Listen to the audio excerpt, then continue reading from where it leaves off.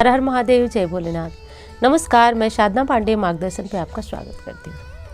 दोस्तों, मैं बात करूँगी आज अगहन गुरुवार के, जिसको कि हिंदी में इस महीने का नाम मार्गशीर्ष है। तो मार्गशीर्ष महीने में पड़ने वाले गुरुवार को यदि व्रत रखा जाए तो धन संबंधी समस्याएं जो होती हैं वो दूर होती है। और ये कहाँ का जो मैं बात बता रही हूँ, व्रत बता रही हूँ आपको, जिसकी जानकारी दे रही हूँ, वो पद्म पुराण में वर्णित है। तो इस व्रत के बारे में जानेंगे उससे पहले एक चीज़ आपको बताना है। जो इसके पिछले महीने पूर्णिमा तिथि में माँ लक्ष्मी की पूजा कर दीपक जलाने के बारे में आपको बताया था, उसमें एक सिक्का डालने को कहा था। बहुत सारे आप लोगों के प्रश्न आए, कुछ लोगों के जवाब मैं दे पाई और कुछ लोगों के जवाब मैं नहीं दे पाई। और प्रश्न उसका अभी तक आ रहा है कि उस सिक्के का क्या करना है।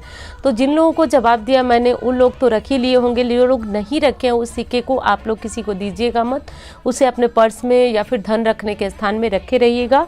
और फिर जो है आप उसे कुछ दिनों के बाद चाहे तो आप मंदिर में दान कर सकते हैं, या फिर आप कभी ब्राह्मण आए तो दक्षिणा स्वरूप उन्हें दे सकते हैं, लेकिन कुछ दिनों तक उसे अपने पास रखे रहें। इससे धन संपदा जो आपकी होती है उसमें वृद्धि होती है। तो अब बात करेंगे मार्गशीर्ष गुरुवार यानी अगहन गुरुवार। देखिए, नाम से ही आप समझ रहे होंगे कि इस महीने में, अगहन महीने में पड़ने वाले गुरुवार को माँ लक्ष्मी का व्रत किया जाता है। कहा जाता है, जो कि पद्म पुराण में लिखा हुआ है, कि यदि गृहस्थ धर्मी इस व्रत को करते हैं तो उनकी संपूर्ण जो धन संबंधी समस्याएं हैं वो दूर होती है। धन संबंधी समस्या का मतलब कि देखिए, आपको नौकरी नहीं मिलना भी आपकी धन संबंधी समस्या में ही आएगी। और यदि आपका कोई पैसा ले लिया है वो आपको दे नहीं रहा है तो वो भी धन संबंधी समस्या में आएगी। यदि धन के लिए आपका कोई काम रुक रहा है तो वो भी धन संबंधी समस्या में। यदि आपका खुद का मकान नहीं बन पा रहा हो तो वो भी धन संबंधी समस्या में आएगा। मकान से याद आया, एक प्रश्न बहुत दिनों से वो पूछ रही हैं कि मेरा खुद का मकान नहीं बन पा रहा, मुझे कोई उपाय बताइए। देखिए, ये जो उपाय होते हैं वो सब होते हैं लक्ष्मी प्राप्ति के लिए। और निश्चित रूप से जब लक्ष्मी आपके घर में आती है तो खुद का मकान हुआ, ज्वेलरी हुई, जो चीज़ें आप चाहेंगे वो मिलेगी और आपके कर्जे खत्म होते हैं। तो मैं ये बात आपको अक्सर बताती हूँ, लेकिन हर वीडियो में ये बात बताना संभव नहीं है कि जब आपके घर में सबसे अच्छा उपाय यही है कि आप लक्ष्मी के आगमन का मार्ग जो है वो सुलभ कीजिए। और जब वो सुलभ करेंगे तो आपके सारे सपने स्वतः ही पूरे होते जाएंगे। ये एक बहुत गूढ़ रहस्य वाली बात है। आपको अलग अलग उपाय बताए जाते हैं, भ्रमित भी किया जाता है कि खुद का घर हो जाए उसके लिए ये करें, कर्जे उतर जाए ये करें। सबसे अच्छा उपाय जो मैं बता रही हूँ शास्त्रों को पढ़ करके और खुद के अनुभव से, वो यही है कि आप माँ लक्ष्मी की जितनी हो सके आराधना करें, साधना करें, सत्कर्म करें। और उन सब के माध्यम से जब आपके घर में धन आएगा तो निश्चित रूप से आपके कर्जे उतरेंगे, आपका खुद का घर बनेगा।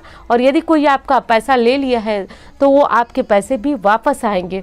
तो ये सारे उपाय इसीलिए होते हैं। तो मैं इस वीडियो में इसलिए ये बात आपको एकदम क्लियर स्पष्ट बता रही हूँ।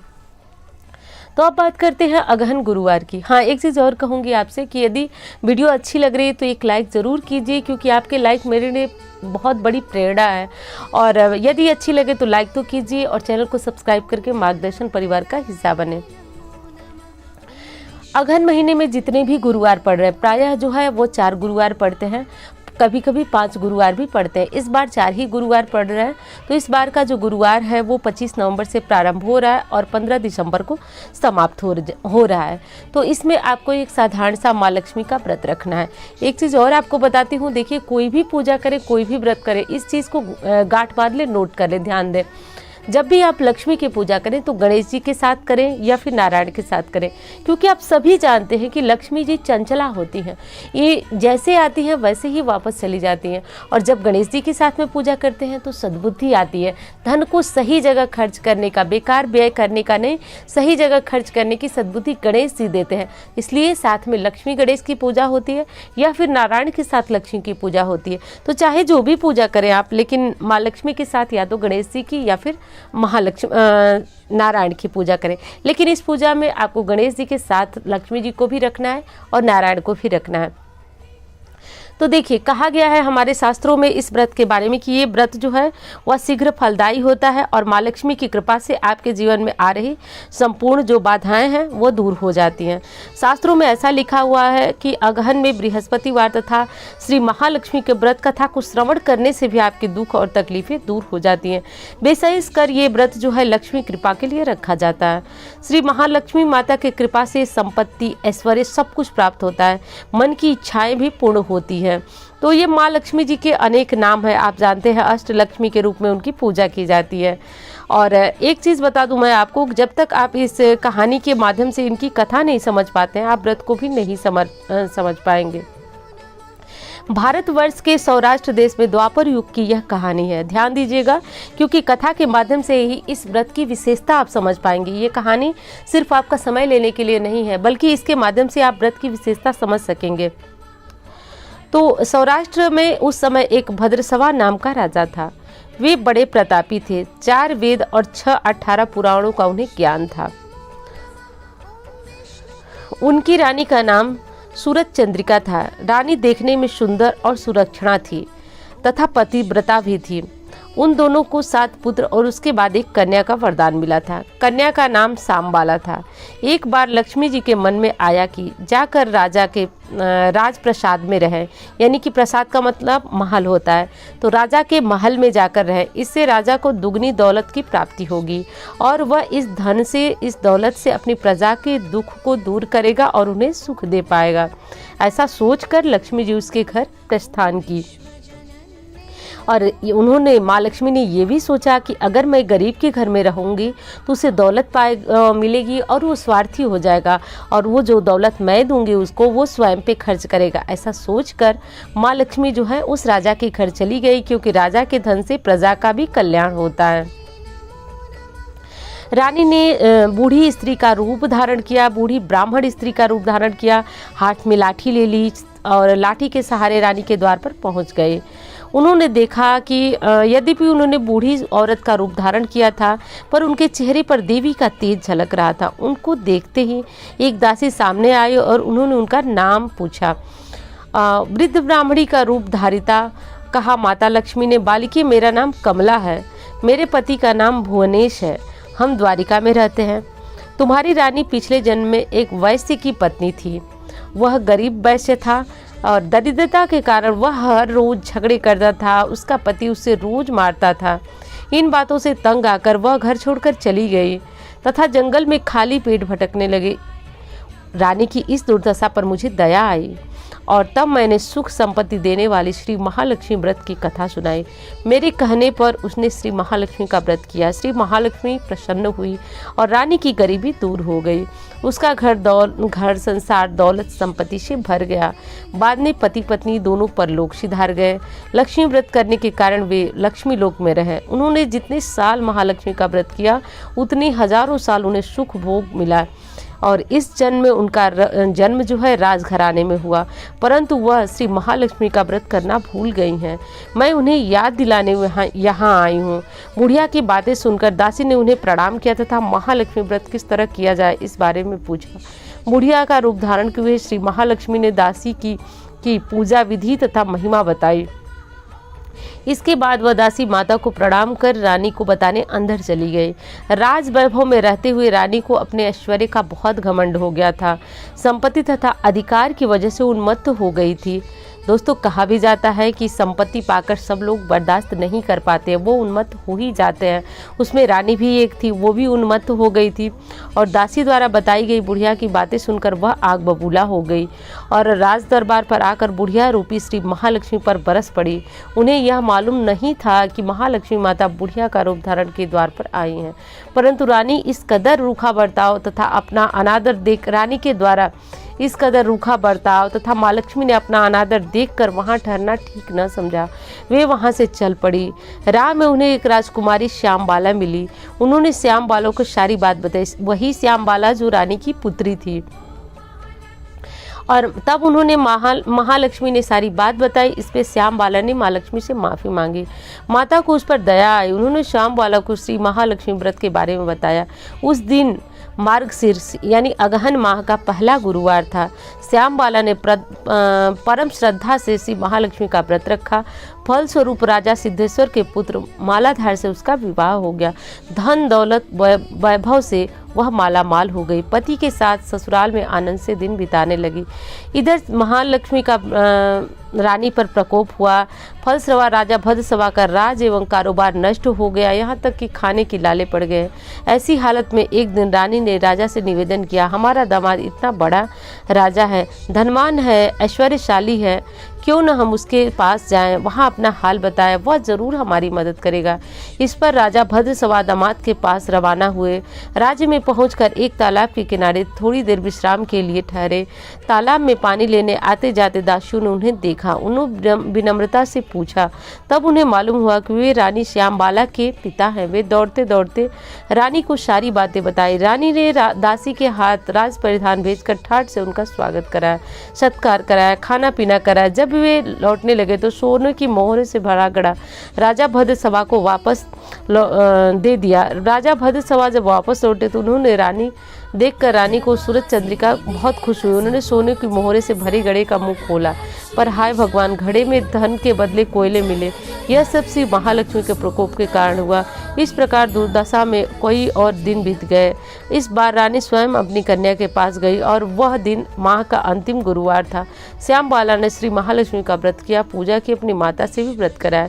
इसके बाद रानी अपने घर आई। महालक्ष्मी का व्रत करने पर उसे अपना राज, पाश, ठाठ, दौलत, ऐश्वर्य सब कुछ प्राप्त हो गया। वह फिर से सुख, समृद्धि और आनंद से जीवन बिताने लगी। तो दोस्तों, इस पूरी कहानी का यह अर्थ ये है कि अगहन मास यानी कि मार्गशीर्ष मास में पड़ने वाले गुरुवार का व्रत आपको जरूर करना चाहिए। कैसे करना चाहिए? यदि धन की लालसा है तो ध्यान से सुनिए। आपको क्या करना है कि पहले गुरुवार से, जो कि 25 नवंबर को पड़ रहा है, आप रात को ही घर की पूरी अच्छी तरह से साफ़ सफाई कर लें, क्योंकि आप जानते हैं गुरुवार को घर को धुलना, पोंछना, ये सारी चीज़ें मना है। तो ये आपको बिल्कुल नहीं करना है। और कहा जाता है कि पहले माँ लक्ष्मी की पूजा के लिए सजावट करना होता है। तो चावल पीस करके, जिसको कि ऐपन बोला जाता है, या फिर चावल पीस करके उसका गीला पेस्ट बना लीजिए, उससे रंगोली बना लीजिए, घर के मुख्य दरवाजे पे बनाइए, जहाँ पूजा करने वाले हैं वहाँ बनाइए। और जो साधारण सी वैभव लक्ष्मी व्रत की पूजा होती है, उसी विधि से पहले कलश रखा जाता है, फिर गौरी गणेश का पूजन किया। कलश रखने की विधि भी आप जानते हैं कि एक तांबे के लोटे में जैसे वैभव लक्ष्मी की पूजा होती है, ठीक उसी प्रकार माँ लक्ष्मी जी का फोटो नारायण के साथ रखें, फिर गणेश जी रखें। गणेश जी की जो दिवाली में आपने पूजा की है वो मूर्ति फोटो भी रख सकते हैं। उस विधि से भी माँ लक्ष्मी का पूजन किया जा सकता है। और एक कलश रख दें, कलश के ऊपर एक नारियल रख दें। और हाँ, हर बार वही जो चारों गुरुवार आप पूजन करेंगे वही नारियल प्रयोग में आएगा। अंत में माँ लक्ष्मी की आरती आप सभी जानते हैं, तो माँ लक्ष्मी की आरती गाइएगा। और पूजा बड़ी साधारण सी विधि से करना है। यह पूजा सुबह के समय करनी है। शाम को जहाँ पे आपने पूजा किया वहाँ पे एक दीपक जला दें। माँ लक्ष्मी को जो भी आप भोजन करने वाले हैं, भोजन में एक समय अन्न का सेवन कर सकते हैं, नमक का त्याग किया जाता है। अन्न के सेवन में आप जैसे मीठी खीर बनाकर चढ़ा सकते हैं, हलवा, मालपुआ, इस तरह की चीज़ें बनाकर माँ लक्ष्मी को चढ़ाएं। और भोग प्रसाद आप स्वयं भी शाम को ग्रहण करें, लेकिन भोग लगाने के बाद अगले दिन जो है माँ की चौकी उठाएंगे। चौकी उठाने के बाद जो है कलश में रखा हुआ सिक्का और ये सारी चीज़ें जो कि हर पूजा में आप करते हैं, ब्राह्मण को देते हैं, वो रखे रहिए एक साथ। जब आपका व्रत पूर्ण हो जाए तो दे दीजिए। और कलश का पानी चाहे तो तुलसी में डाल दें या फिर अन्य किसी गमले में डाल दें। और जो कपड़ा आपने बिछाने के लिए इस्तेमाल किया था चौकी पे, वो आप हर गुरुवार बिछाएंगे। जो नारियल आप रखे थे वो हर गुरुवार रखेंगे। तो बस कलश वलश हटा देना है, नारियल को संभाल के रखना है, क्योंकि चारों गुरुवार यही नारियल प्रयोग होगा। अब व्रत कितने आप रख सकते हैं? तो 4 गुरुवार तो जरूर रखना है। 5वें में आपको उद्यापन करना है।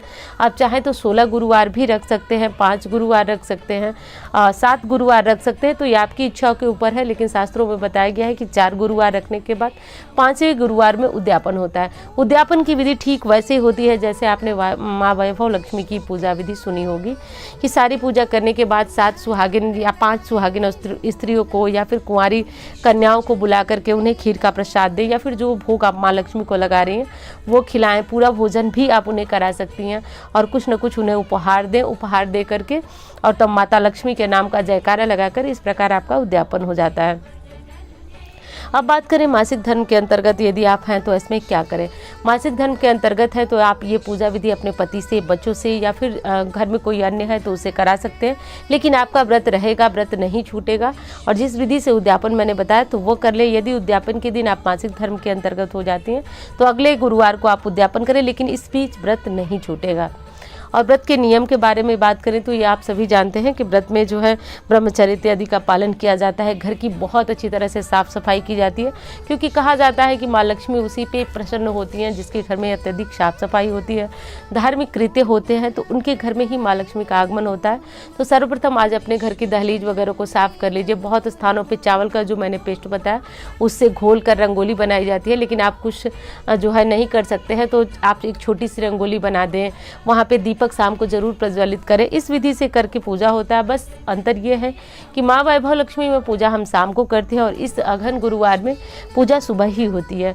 तो ये काम आपको जरूर कर लेना चाहिए। और हर गृहस्थ धर्मी यदि परेशान है धन के लिए तो पद्म पुराण का यह बताया हुआ व्रत आप कर सकते हैं और मासिक धर्म के अंतर्गत जो विधि मैंने बताई उस विधि से करके पूजा करा सकते हैं। यदि घर में कोई नहीं है पूजा करने वाला, कोई समस्या नहीं, आप उस दिन खड़े ही यानी कि बिना पूजा किए ही मानसिक तौर पे माँ लक्ष्मी का ध्यान करते रहें, व्रत करते रहें। और यदि आप चाहते हैं कि शीघ्र फलदायी हो तो जब आपकी ये पूजा हो जाए, हाँ व्रत के दौरान आपको व्रत कथा ज़रूर सुननी है। व्रत कथा की पुस्तक भी आपको आराम से किसी भी दुकान पर मिल जाएगी। तो यदि नहीं मिले तो आप जो है माँ लक्ष्मी का मंत्र जो है जाप करते हैं, जो कि हमेशा मैं आपको बताती ही रहती हूँ। तो मंत्र जप करें। दूसरी चीज़ की कनक धारा स्त्रोत श्री सूक्त का पाठ इसके साथ यदि करेंगे तो शीघ्र फलदायी होता है ये पाठ। हाँ, और दूसरी चीज़ बता दूं कि यदि आपको लगता है कि माँ लक्ष्मी की कृपा आपके ऊपर नहीं है तो आपको ज़रूर रखना चाहिए। शास्त्रीय ये व्रत है, इस व्रत को करने से निश्चित रूप से गरीबी कंगाली दूर होती है। तो इस व्रत से यदि जुड़े हुए ज़्यादा आपके प्रश्न आए तो उसके लिए फिर से नई वीडियो तैयार होगी। और यदि वीडियो आपको समझ में आए तो एक लाइक ज़रूर कीजिए, चैनल को सब्सक्राइब